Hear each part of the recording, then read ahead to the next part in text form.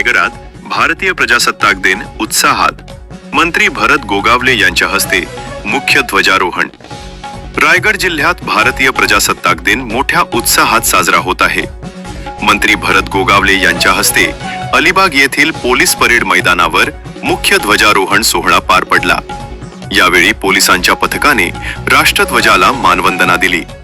त्यानंतर विविध पथकांचे संचलन पार पडले। मंत्री भरत गोगावले यांनी संचलनाची पाहणी केली। यावेळी विविध पुरस्कारांचे वितरण करण्यात आले। आमदार महेंद्र दळवी, जिल्हाधिकारी किशन जावरे, जिल्हा पोलीस अधीक्षक आंचल दलाल यांच्यासह विविध शासकीय विभागांचे अधिकारी, कर्मचारी, नागरिक, विद्यार्थी उपस्थित होते। आनंद तर आहे आणि हा 77वा प्रजासत्ताक दिन त्या पोलीस परेड मैदानावरती आता संपन्न झाला।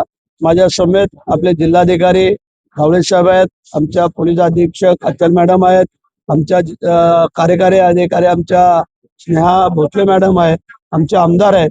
आणि आपण पाहिलं की अत्यंत शिस्तबद्ध पद्धतीने आमच्या जावळे साहेबांनी आणि आमच्या अचल मॅडमने हा कार्यक्रम केला होता। आपण पाहिलं सगळं की ज्यांनी कर्तव्य दक्ष बजावलेला आहे त्यांचाही सन्मान करण्यात आला की आणि काही सन्मान पूर्वीचे राहिलेले होते तेही आज जावळे साहेबांनी पूर्ण करून दिलेत।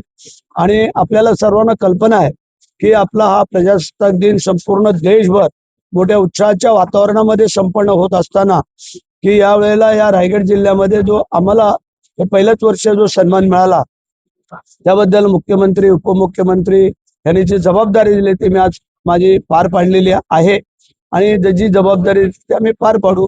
आणि प्रजासत्ताक दिन असेल, 15 ऑगस्ट असेल, हे आपल्या देशाचे 2 मोठे सण असतात।